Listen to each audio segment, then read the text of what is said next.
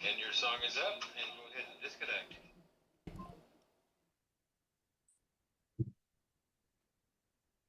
Welcome to Politics Done Welcome to Right. Politics Done Right. I'm Egberto Willis, your host. Thank you so kindly for being a part of the show this morning. Good morning, Houston. Good morning, everybody. Good morning, Southeast Texas, every part of the world. How are my peeps doing this morning? I trust all is well. I hope you had a wonderful weekend. I had first I was going to say a stressful weekend, but it wasn't stressful. It was just a weekend used to prepare. As you know, Politics Done Right is heading to Chicago for the Netroots conference on Wednesday. So therefore, we have to make sure and get all those things prepared to go because again, we are all over the place, brothers and sisters. Anyway, good morning again. How is that control room doing? Howard Reynolds, Jack Van Beber. Looks like the tin cans and string have held up, and we're ready to broadcast for another fine broadcast day from KPFT Houston. All right. Got to use my announcer voice, you know. Well, you don't even have to do much for that announcer voice, man. It's just there. It's just there. Van Beber, how was your weekend? Oh, it was challenging. I tried to get some rest, but I didn't get very much. So anyway, last week a man came on and was talking about socialism as a bad thing, you know, and lately socialism has got a real bad rap, and you know, social programs are what keeps the corporations from running over the people. It's the stopgap, it's the safety. So social is not a bad word. Social is not a bad word. I love that you said that, and I hope the person that was speaking about that calls in because again, I'm refraining from just outright using the word socialism because of the connotation that it has. The thing about it is this: I believe in free enterprise 100%. Free enterprise is freedom, the ability of people to go ahead and create their own companies, create their own means of production, go out there and sell things. I believe in all of that. The big problem that we have, Jack, is we have allowed the conflation of what capitalism means and what freedom and free enterprise means. In fact, we have allowed folks to say that freedom, democracy is capitalism, as opposed to saying freedom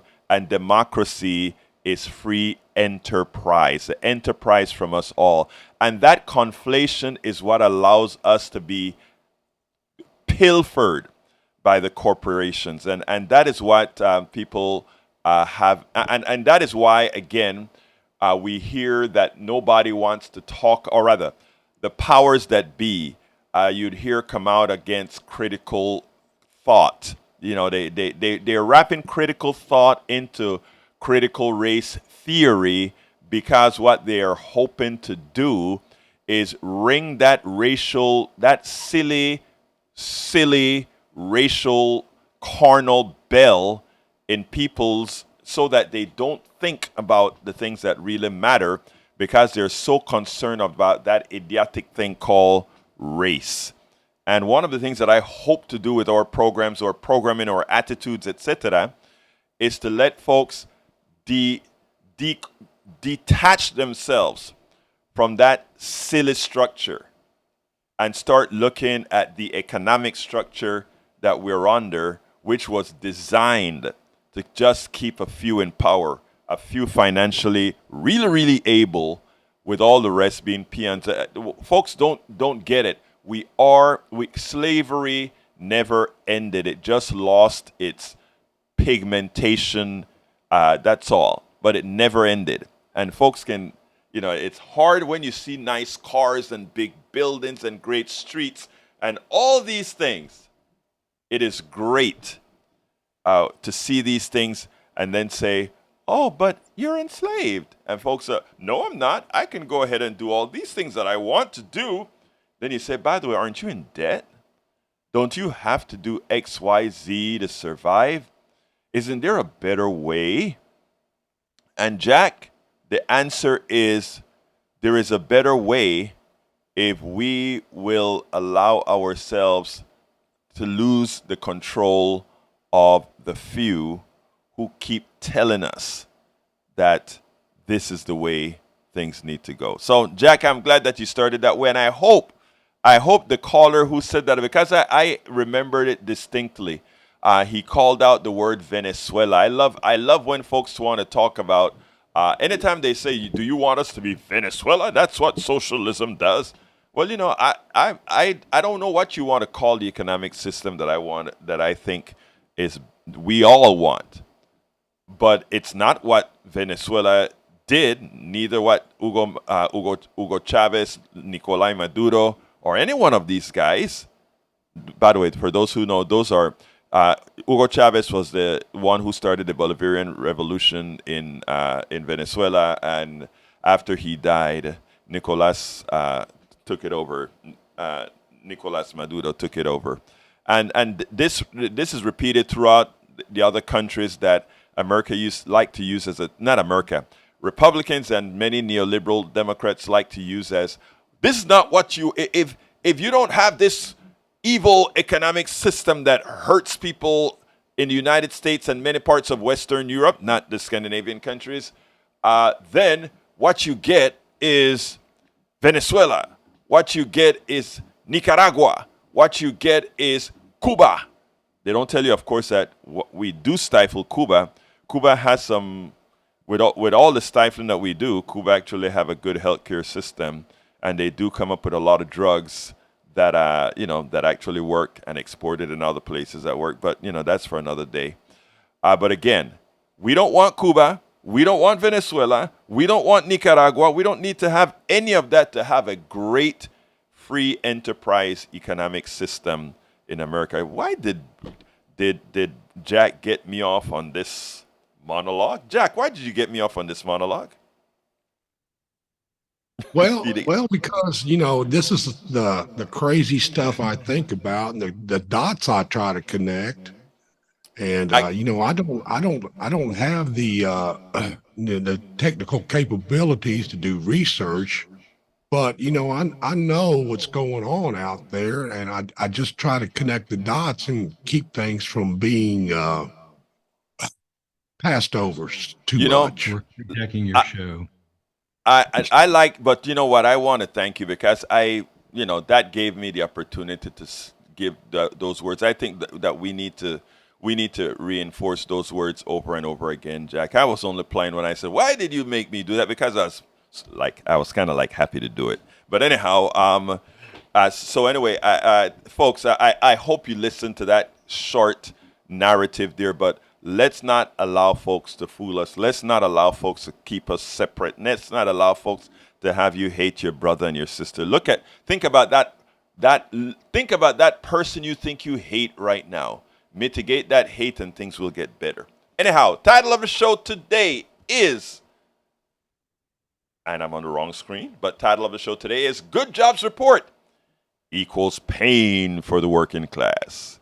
Cluster bombs, climate, Supreme Court. I'll try to touch on a few things. And I'd like you to call in 713-526-5738. Again, that number is 713-526-5738. Please do remember that there are many ways for you to reach this program, not only on the dial. So if you're on the dial right now, great for you. But guess what? When you're not on the dial, which means when you're not on the radio, you can reach us in other forms as well. First of all, on the dial, it's 90.1 FM Houston. For those who are just jumping up and finding us on YouTube, yeah, you can hear us on air on the radio as well, 90.1 FM Houston. You can also listen to us on TuneIn. Download the application from Android and Apple stores and look for KPFT. And guess what? You found us. You found us on the TuneIn application. You can go directly to our website, kpft.org. kpft.org, and listen to us there as well. And of course, you can watch us on facebook.com/KPFT Houston, Facebook.com/KPFT Houston, or on YouTube by going to politicsdoneright.tv. Politicsdoneright.tv. Please give us a call, 713-526-5738, extension number 2. If you want to be on air, we can take you right away. Please don't wait till the end of the show, where many times, I then have to rush you. I like to digest what you're saying, like to put what you're saying on here, because like I've told you many a times, this is your show. You have the ability in real time to ask questions and give statements and change the subject, because again, it is your show. You can email me at kpft@politicsdoneright.com, kpft.politicsdoneright.com. Whether you agree, disagree, you have a commenter, you want to comment, you're shy for the phone but want me to talk about it on another day, there's a subject you want covered, this is all for you to do. Unlike other radio stations, etc., you can speak directly to us. kpft@politicsdoneright.com. Give me a call and let me know what you think, etc., etc., etc.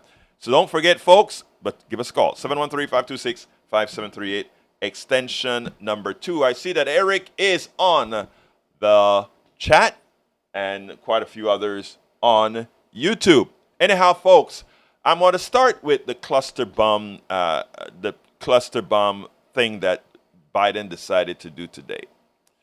And there are a lot of folks up in arms with it. I am saddened by us still having the cluster bomb and putting it out there. And look, you can be of different thoughts. The way Biden explains it, it is plausible and makes sense. Let me just first say that. In other words, hey, they are using cluster bombs on the territory of Ukraine and holding ground on the territory of Ukraine to get them out. They have a much larger army and they're on our land. To get them out, we should use all means necessary, which means if it takes cluster bombs, we need to use cluster bombs to get Russia out of Ukraine. Plausible. Not only that, even practical. But moral, no, right? And it's not moral because, we're not talking about some immorality because we want to use it to take out as many Russians as possible who are the invaders of Ukraine at this time. But what it does going forward and the reality that we know about cleanups, etc. They claim it's about a 2% dud on the American-based cluster bombs. And it lands in farms, it lands everywhere, etc., etc., etc. And, it would require cleanup, but in the process of launching these bombs, a lot of innocent folks as well likely die. It is no less immoral, of course, than when we sent drones over to kill terrorists, supposedly terrorists, and yes, some of them are, but too often we don't care about the collateral damage as far as them killing innocent people, and we just say, okay, we're sorry. Just before we left Afghanistan, or I think it was right after we left Afghanistan, we pumped a drone out there and shot up somebody, and it turned out that it was not the terrorist, but a family of many. I just want you to think for a minute, because we have a tendency to be antiseptic in the way we think about these wars. I want you to think about an American going ahead and doing something bad in a foreign country. And many private Americans may go over and do something bad in some other country. And that country decided to send a directed missile into Houston, Texas, to take out that person who moved back in Texas and live in a gated community, but it's very well protected. And they send a missile over to take that person out. What would the reaction of Americans be? What would the reaction of others be? I've taken it a step above, right? It's not only about cluster bombs, but it's about fighting wars or taking out the uninnocent. I think we would start to develop a different type of empathy if we started to see these kinds of shenanigans occurring across the border, but not affected by the United States, but others onto us for things that our citizens, private maybe, may go out to some other foreign country and do. I think we'd get if we weren't a superpower, people would be doing that. But we're a superpower, we can decide what's moral or not. On Friday, a person called and accused, yours truly accused me of hating America. I hate the country that I chose, right? I hate the country of which I became a legal, naturalized citizen of, right? No cigar. Sorry, that doesn't compute at all. No. The things that many immigrants, new immigrants, because remember, we're all immigrants or descendants thereof. The things that many of us do, those of us that became that are naturalized American citizens, believed in the theory of what America represents and became full-time or partial activists to make sure that things get better or things get better or live up to the aspirations of what the country is intended to be. We couldn't possibly do more than love where we're at. Couldn't possibly. And the reason I preface what I'm going to say with this is because I want folks to know exactly where yours truly is coming from. Too often, and this started with the cluster, I started this premise with the cluster bomb. Too often, what we do is we learn how to put morality on hold. We learn how to put morality on hold. And in doing so, we lose it altogether. What I mean by this, right? When that caller called in and they said, "Who do you want us to be? Venezuela?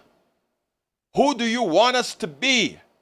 Remember, in China, they went into people's homes and they drug people out. They're a communist country. You know? Moral authority in the part of the United States, right?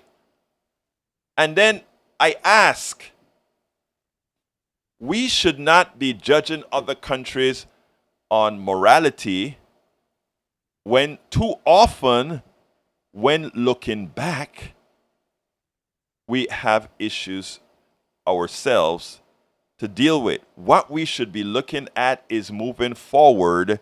And how do we move forward in doing things? You know, we were the country that was founded on slavery, on whipping people's backs till they bled, on slicing people's privates off to make a point, on cutting people's arms off when they became too much of a rebel instead of a worker. Those are things we did. You know, do we have the moral authority to talk about others?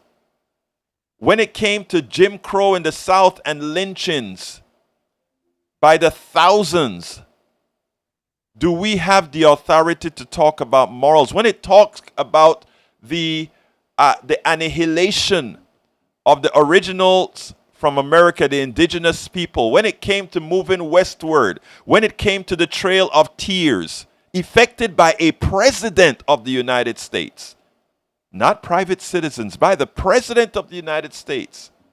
I know these are things that many like to feel, well, that's a long time ago. Jim Crow wasn't a long time ago. The guy who was pulled by a chain on the back of a pickup truck in Jasper, Texas, was not just decades ago. We have to live up to our moral authority. In other words, to what we claim we want to be. That's, you know, so let's be a little less judgmental and let's start thinking about the future. When we talk about supporting apartheid states, how long have we supported South Africa? Remember, Ronald Reagan talked about constructive engagement. It was some other word for that engagement. I don't remember what it was called exactly, but the idea was, but at the same time as South Africa, Pierre Botha was killing, annihilating people. We accepted it. And the same thing is happening in many countries across the world, our allies that are doing murderous things, and we support. Is America a bad place? Hell no. Are Americans good? Hell yes. But American policy often, too often, leaves a lot to be desired. And what we have to do as American citizens is make sure, because our representatives reflect us, our representatives are supposed to reflect us. We cannot allow them to teach us how to suspend our moral being. We cannot allow them to teach us how to suspend morality for a reason. That is why no person who doesn't support health care for all should be ever elected in this country, irrespective of party. Why? That is, in effect, a moral deficiency. Nobody who supports not feeding your kids, nobody who supports an economic system that says we are willing to lay folks off because of a particular number we want to attain, when that bad number was created by someone else. And in that light, I want to jump to the second topic, which is a good jobs report equals pain for the working class. Why? Why? Now, this one I prepared a narrative for that I did on my 3 o'clock show, and I cleaned it up and cut it up. I want you to listen to this. It's about a few minutes long, 14 minutes long, but it's, I think, a very important narrative. So check this out, and then we'll take it on the other side. It turns out the jobs number was pretty good. Not as much as they predicted. It was at 209, and the last two cycles, they reduced the total amount by 109,000 jobs or so after they did their recalculation for the last 2 previous months. But still, it is still going through the roof, employment, right? Now, what has happened as well is as we've gotten more employment, for a change, wages have started to increase as well. So here we go. I want to play this for you, and then we'll take it on the other side. The president was quick to praise the latest jobs report from the Labor Department earlier today, saying, quote, "This is Bidenomics in action." Unemployment dropped to 3.6 in June, nearly its lowest level in years. The U.S. economy added 209,000 jobs, fewer than expected. So what does that mean for interest rates? Joining me now is NBC News business and data reporter Brian Chung. So fewer than expected. Does that mean that we will not see another rate hike coming? Yeah, Wall Street economists were expecting somewhere closer to 240,000. So 209,000 did come in shorter than estimates. And I want to walk you through the numbers before we get to what the Federal Reserve might do in response to it. Again, slower pace than the May 300,000 clip that we saw in the month prior. But again, as you mentioned, the unemployment rate at 3.6%, still historically low. We saw a lot of the job gains specifically in leisure and hospitality, professional and business services. But we did see contraction in retail trade. Think of jobs at the mall falling by about 11,000 in the month. But what the Federal Reserve is going to be watching for is this figure right here. This is wage growth. How much did wages increase between June of this year and June of last year? It rose by 4.4%. That's a faster pace than the 4.3% we saw in the May to May period prior. And because of that, the Federal Reserve might be asking, well, might employers pass on these higher costs to Americans, which could keep inflation high? That's one reason why the expectation is that the Fed will likely continue to raise interest rates, with one more when they meet in their next meeting, which is going to be coming up in the end of this month, Katie. Also, an interesting number that came out of the jobs report is that Generation X, I was confused, X and Z, so I'm going to be clear. Generation X is the generation responsible for all of the increases in the unemployed population over the last half a year. What's happening with that? Yeah, well, what's interesting is that, baby boomers have been retiring, but it seems like Gen X has also been accounting for a lot of the increase as well. Politico reporting that. But interestingly, there are certain demographics that have been kind of not beneficiaries of the broad job gain increases. For example, the black unemployment rate actually ticked up to 6%. That is almost double the 3.6 national average. So that's something we're going to have to watch in the coming months as well, Katie. It's important for us to understand what this guy is saying. He's saying we have a good economy. We are not getting the explosion in jobs like we did before, which would say the economy is really heating up, and eventually we're going to start to have real labor shortages, not labor shortages caused by not paying people enough. Because what we have here is labor shortages caused by not paying people enough, and that's why you see that good wage gain going up. But here's what the feds want to do. The feds want to increase interest rates again, to slow down the economy, to stop wage increases, because they fear that the corporations would then pass those wage increases in the form of inflation on to the Americans. I want you to think about this.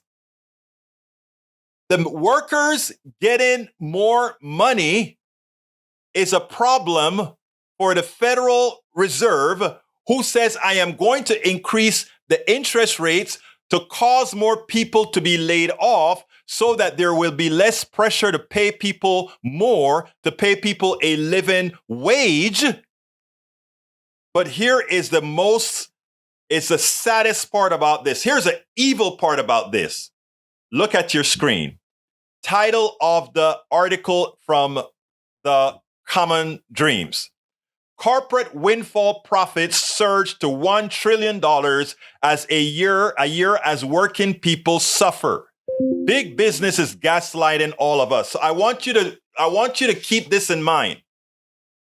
More people are getting jobs. We don't have a shortage of workers, right? We have a whole bunch of people we can bring into the country if we really want to. But even with what we have here, we don't have a shortage. What we have is a shortage of pay. They don't want to pay people what they're worth. And what the feds are saying is it would be inflationary if we don't get more people laid off so that we don't have a job market demanding more pay. Okay, hold on. So they want the working class to pay the penalty for asking for higher wages, which they're fearful the corporate state will pass on as to the people as inflation. But look at the title. Corporate windfall profits. An analysis released Thursday shows that 722 of the world's top corporations made combined windfall profits of $1 trillion per year in 2021 and 2022, each year over $1 trillion, as people across the planet struggle to meet basic needs due to the price hikes that businesses have used to pad their bottom lines. The humanitarian group Oxfam and Action found that the companies raked a $1.09 trillion in windfall profit, and windfall profit is defined as profits over and above what your normal profit range used to be. What your normal profit used to be, they've made $1 trillion above what that used to be. And let's ask the question, what is that $1 trillion? Where did that money come from? That money didn't come from them being more productive. That money didn't come from them building something new, because corporate guys build nothing. Shareholders build nothing. They are simply parasites who work off of you. So now they decided they were going to raise the rates of everything, irrespective of whether it should or should not. They raised the rate of bread, wheat, everything. Not the farmers didn't get paid more. The farmers got the same money. The distributors, the people who control capitalism, made it all. That $1 trillion, that's who it went to. So therefore, the inflation was caused by these corporate goons. And the Fed Reserve, after having a good jobs report that says more people are working, more people are getting jobs, and the wages are increasing ever so slightly. And in order to mitigate not getting these wage increases, the feds want to throw us into a recession. To prevent the corporate guys from having to pass along the extra money that the working class deserves, the working class earned. But nobody is asking the corporations to pay more taxes. In fact, we want to even give them more. We want to give them tax cuts. They're increasing our prices. And for increasing our prices and getting more money, we want to reward them with more tax cuts. To my brothers and sisters on the right, what part of that do you see as equitable or fair? How can you massage within your minds to defend the evil from within the corporate state? Again, that's an 89% increase in total profits compared to the average between 2017 and 2020, according to the Oxfam and Action Aid's analysis of Forbes Global 2000 ranking of the world's largest companies, a major windfall during a period in which extreme poverty and hunger surged. The two groups found that 45 energy corporations made an average of $237 billion a year in windfall profits, meaning above and beyond what they would have profited anyway, while food and beverage corporations, banks, big pharma, and major retailers also cashed in on the cost of living crisis that has seen more than 250 million people in 58 countries hit by acute food insecurity in 2022. So these criminals, these legal criminals, have decided that they will just take the money, they will just charge. That mother that had to drive to work, her gasoline bill doubled just because they could. They didn't have to go ahead and hold you up with a gun. They didn't have to break into your home. Our economic system gives them the right to simply steal from you. That's the design of the economic system. And for those who are there to protect it and say, oh, this is the best system, this is the way it has to be, there are better ways. There are better ways. The windfall profits of leading food and beverage companies in 2021 and 2022 would be enough to cover the $6.4 billion funding gap needed to deliver life-saving food assistance in East Africa, a more than twice over Oxfam and Action Aid noted. People are sick and tired of corporate greed, Amitabh Behar, Oxfam's interim executive director, said in a statement. It's obscene that corporations have raked in billions of dollars in extraordinary windfall profits while people everywhere are struggling to afford enough food or basics like medicine and heating. But the obscene portion is in as much as they're making all this profit. Windfall profits. They are still saying we want tax cuts. So they're hurting the people by having people spend more of their money to them, giving it to them, legal robbery. And at the same time, they're saying, and we don't want to pay taxes for this windfall that we were just lucky to get because we created inflation.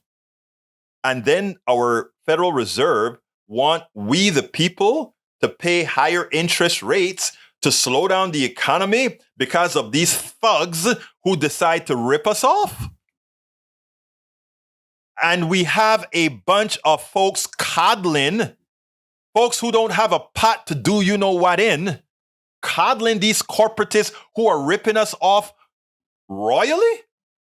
Whatever happened to critical thinking? And that is why you hear DeSantis and all these guys talk about woke. They don't want you to be woke. They don't want you to be intelligent. They want you to remain dumb. They want you to be able to say things like Biden inflation is Bidenomics and not listen. I gave a full explanation of where inflation came from.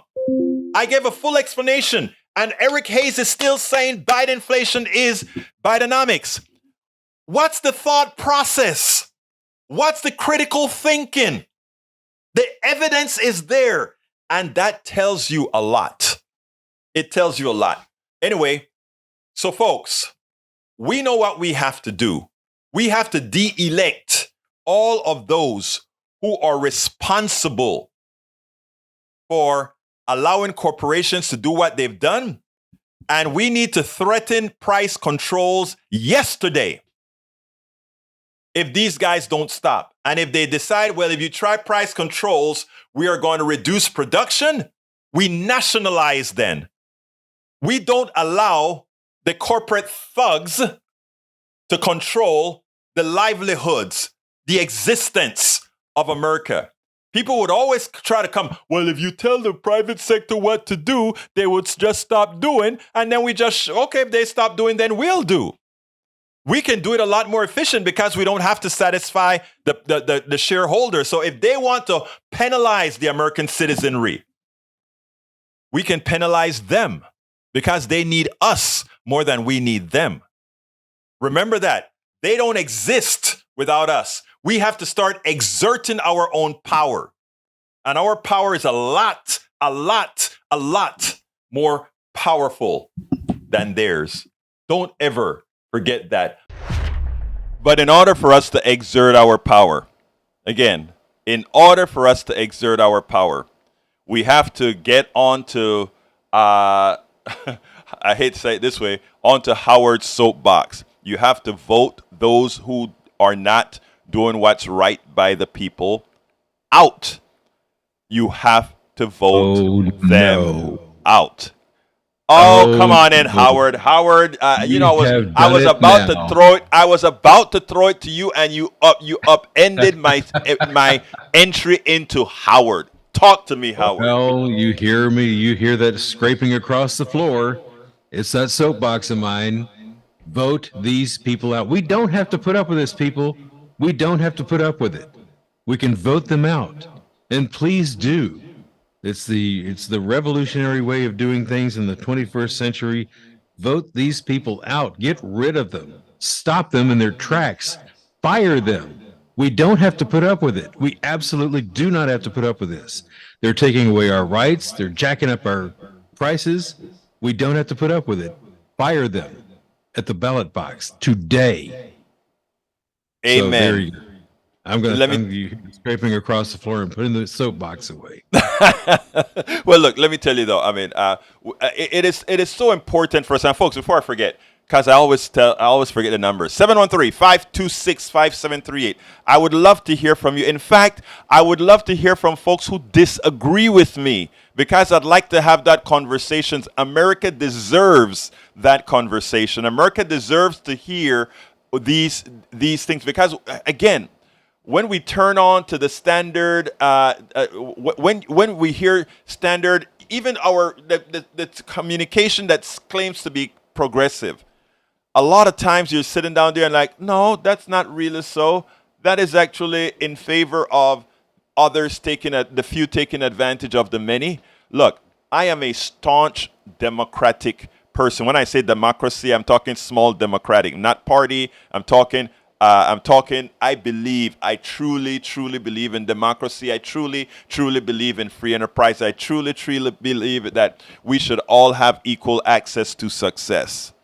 But there are the few that are psychopaths. And let me tell you, you can have there are a lot of, look, after, I sit down and think about when I'm thinking and saying, what would I do if I had $1 billion, right? And I would start thinking how I would give this away. I'm like, but you know what? I would never have $1 billion, because anytime I started accumulating more than what makes me a comfortable existence, it would be gone. I would be throwing it out the door. I would be giving it away. Why? What is, to me, it takes a certain level of psychopathy, if that's a word, being a psychopath. So I don't know if psychopathy is a word, but it takes a certain level of being a psychopath to have $100 billion, to have $75 billion, and not say, you can't possibly earn it. I saw a TikTok over the weekend, and I should have queued it up to play it for you guys, and I didn't. But this guy said, people want to say, oh, they're good billionaires. And he said, let me tell you why you cannot have a good billionaire. That A billionaire, remember, is nothing more than an enslaver. In other words, they are making their monies. They are taking their actions all from you. They are simply, that monies that they have is the total amount of monies not given to you, what you have earned. Anyway, come on in, Tag. And before Tag comes in, 713-526-5738, please give us a call, extension number 2, 713-526-5738. Please don't wait till the end of the show. Please call now if you have a comment to make, and don't be fearful. I love everybody. I treat everybody with respect. Come on in, Tag. Morning, Edberto. How are you? I am doing fine, my brother. Talk to me. Well, I was just listening to your rant about these corporations and the trillions that they're making and not paying tax. And I agree 100% with you. But here's the thing that I didn't hear from you, and I think it's very important, is that these corporations making all this money, they aren't making it by manufacturing. They aren't making it by providing jobs to Americans and paying taxes on those people. They're making it by buying these corporations and consolidating and closing them and then sending the production overseas. And they're still doing it today. You know, the old vulture or vampire capitalists, as we call them. And that's, you know, like the heart of the matter for me is like, let's stop these people from closing our factories and closing our businesses. That's where it's at for me. Tag, first of all, thank you. What you're saying, I should have implied, and let me go ahead and say it a bit clearer. You just, believe it or not, defined the difference between capitalism and free enterprise. Within the threads of what you just said is what I try to get across to people. You've said that these companies, the funny thing about these companies is that they're not even making these humongous extra profits from manufacturing. You hear me talk about these are people who make money off of money.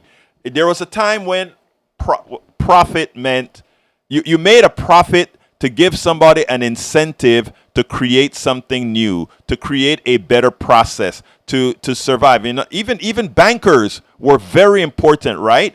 A banker, there's no problem in a banker making a profit. There's no problem in having interest rates. A banker did a service. That was an important service. I need to buy a tractor. I don't have the money right away, but over time I can farm to pay that banker, and he gets paid for giving me a service that allowed me to attain my flow. All of that is great. I believe in that free enterprise system. I believe that a company should be able to hire people who don't want to have the company themselves and make a product, etc. And that most of the value of production, most of the money created from that enterprise, brother Tag, goes right back to the people building the stuff, etc. Of course, the executives and so forth that run the company, they need to be sustained to be doing the different parts, but the executive can't cure a cancer. The executive can't build a motor. So there is a functional relationship among executives, managers, creators, inventors, etc. And each one of them deserve pay. But that we have a system, capitalism, that says the person who gets all the pay, most of the pay, I should say, is the one who controls the money, the ones who controls the capital, and all they see is in fact capital. That's why a company can be 100% profitable, making parts for, let's say a company that makes pistons for General Motors. Very profitable company making pistons for General Motors. And because we have this within the capitalist system of saying we split companies into these things called stocks. And these things called stocks have their own value that they live on the market. And when you trade a stock, it can go up in value or go down in value, and it has nothing. Many times it has nothing to do with the valuation of that particular company, the asset value and future goodwill of that company. It just floats on the market for several reasons. And if that person who is controlling that stock says, I want that stock to go up. So let's make something happen with that company to make that stock go up. Wait a minute. We can make that company more efficient so that it generates more profit. So we'll lay off workers. Oh, wait a minute. We could build those same products overseas and the shipping rate to bring it back to the United States is going to be less. Let's do that. It has nothing to do with that company having been profitable. It has everything to do with those people who only make money off of money and decide, wait a minute, I can do this to the company to get those stock prices to go up. They don't do anything about how that company works on the internals. If that is not the definition of antiseptic slavery, I don't know what is, Tag. I don't know what is. Go ahead, Tag. You know, when these people are talking about socialism and communism and how the government's going to control manufacturing and the means of production, is like, you know, the government hasn't had anything to do with that in our country. It's all about these businesses who find it more profitable, quote unquote, to close companies here and send the jobs overseas. Those are the ones who are controlling production. And like you were saying a minute ago, it'd be better if our government was doing that and bringing these jobs back and setting up like the chips manufacturers like they have been. And this is where we truly need help. We don't need these big companies, big businesses getting money from the government at 0% and then loaning it back to the government for 1.5%.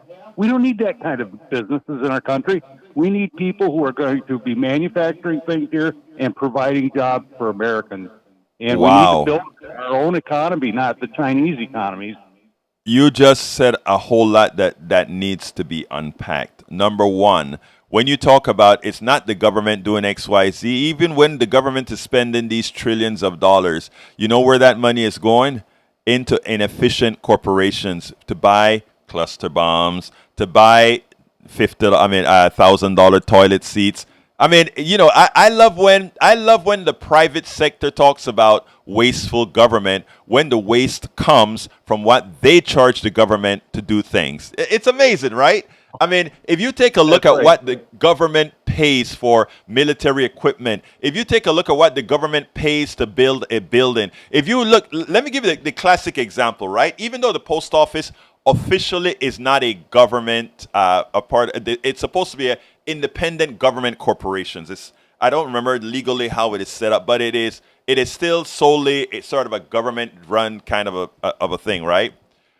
A lot of people they put out a narrative there to try to demean the post office, because a lot of times you go into a post office and the people are stressed out on, you know, and sometimes a lot of times because of how we the people treat the people at these post offices, right?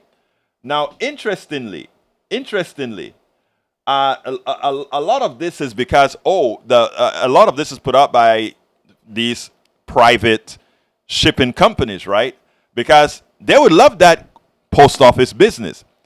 The post office, and before anybody downs the post office, I want you to notice this. The post office can get a letter to just about any corner of the continental United States in a day. This new guy came in and he claimed that he wanted to reduce costs. He changed it to in certain places it takes more than a day to get a first-class mail. He only did that because he wanted to increase the businesses for the private sector and let them be able to use their one-day service. The cheapest way to send it by FedEx, the last time I researched, just a letter, ounces, was over $5. We do it for 53 cents or 50-something cents at our post office. Any part of the country, and a little bit longer for Alaska and Hawaii and Guam, because those are far away. Now, these companies are trying to malign the post office because they want to take that business and charge Americans more to make a big profit on all the first-class mail. So now instead, if first-class mail cannot be delivered at 57 cents and you have to pay now $5 or $6 to deliver a first-class piece of mail, You see the profit margin there, guys? When the government could do it, kind of a government, the post office can do it for 57 cents or so. They then efficiently, without having to lose money. They couldn't have that. So what did Congress do? Congress said, wait a minute, post office, you're too efficient. How are we going to tell Americans that the post office is inefficient and they need to go to the private sector? Private sector can never be more efficient than government because it has other bills to pay that the government won't have to pay, but that's another story. So what happens? They go ahead and tell the post office, given that you pay your people's good salaries and you have to and great retirements, you are going to have to fund that retirement on the order of $75 billion in X amount of years, which made it seem like the post office was losing money. And they did that so that people would start saying, oh, if this entity is losing money, maybe, just maybe, we need to go ahead and privatize the post office. The crookery that goes on in the government-private relationship with the oligarchs, it's amazing. But anyway, Tag, I got another call that I need to run to. Thank you so kindly for giving me the opportunity to expand on much of that very important stuff that you mentioned there, my friend. Have a great day, Egberto. We'll see you soon. You too. Rafael, come on in. Rafael, come on in. Oh, we lost Rafael. Rafael, we accidentally lost you. Call back real quick. Call back real quick, Rafael, and we'll get you on. Sorry about that, but we'll get you on. Anyhow, folks, I am glad that Tag called in and gave us the opportunity to expand. Rafael, please give us a call back. We accidentally dropped you. Let me tell you, it is important. One of the things that's most important to our society is information, is education. And one of the things that happen too often is the fourth estate, the media, they hadn't been doing the education. You can't ask an overworked American citizen to just go out there and know all these things. Because, again, people are tired. People are having to work harder because of, again, the corporation trying to extract as much as they can out of them. After all, productivity has increased since 1971 by, I don't remember how many percent, quite a bit. Let's say 90, 100% or whatever productivity has increased over that time, since 1980, I believe. But American wages, a fraction of that. That is you working much more efficiently, much harder for much less. 713-526-5738. We can still take a couple calls. 713-526-5738. Hit extension number 2. We just accidentally dropped a call. Please call us back. It's, again, these things happen, folks. 713-526-5738. Hit extension number 2. As I was saying before, we can't expect Americans to, or any human being, to understand all the complexities of what's going on. First of all, because we've lost a lot. We've lost what used to be taught in schools. Once upon a time, every student received a class called civics. Civics. They learned how to use their government. They learned how their government worked. They learned the freedoms that they had. They learned the opportunities that they had and the ability to change government to fulfill its the requirement to us all. We learned that. No more. And that isn't by choice. That is by design.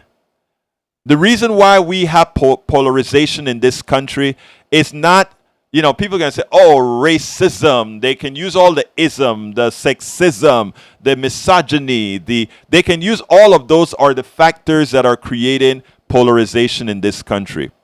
But the real thing that's creating polarization in this country is our inherent ignorance. That is what's creating polarization. And I'm talking about it on all sides. I always like to bring up the thing when a very right-wing person or a woman who thought she was right-wing had a great conversation with me at Starbucks. And by the end of the conversation, she, when I finally said, I'm not like you really, I'm really a like ultra progressive left wing kind of a guy, because I think those are the policies that most of us want. And based on the conversation we had, that right wing woman wanted those policies as well. And she turned red faced and she looked at me straight in the eyes and said, "But you are so nice." And that is the issue, folks. That I repeat that story over and over and over again, because that is where we are in this country right now. We are all nice, but we've allowed these guys to polarize us. We have allowed false narratives to polarize us. We have allowed all these lies to polarize us. We have allowed you to look at others and say they are the cause of your problem, when the real cause of your problem is right there at the top. And I wish more of us would open our minds to listen to others who are trying to say we have very little to do with the polarization in this country. The polarization is caused elsewhere. Got 2 minutes left to go, so therefore it's time for me to say, give me a little 15-second closer, Brother Jack and Brother Howard.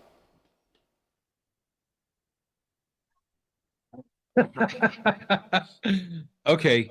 That probably woke everybody up. Yeah, Jack, you covered a lot, and when we're talking about taxes and the corporation not paying taxes, well, maybe the people could kind of slow up on their tax paying.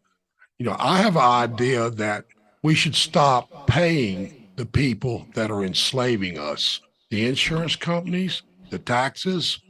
The people are going to have to take this mantle up, because this fascism we're trying to beat back is going to be a hard one, and it's going to take some sacrifice. Amen. Both those devils out. Vote them out. I almost said the B word. I like that, but let me tell you, I agree with both of you, and I think we start though with the people who are holding the debt. I think if we really want to make a change, a revolution in simply saying we're not going to pay the debt to the private sector for a while until you drop these interest rates, etc. I actually saw a credit card with an interest rate of 31%. 31% interest on a credit card. I couldn't believe when I saw this guy telling me my credit rate is good and I still pay 31%. Anyway, my name is Egberto Willis. I want to thank Jack Van Beber and Howard Reynolds for always being there. This is Politics Done Right, and you guys know how I end this baby. I am what? Out!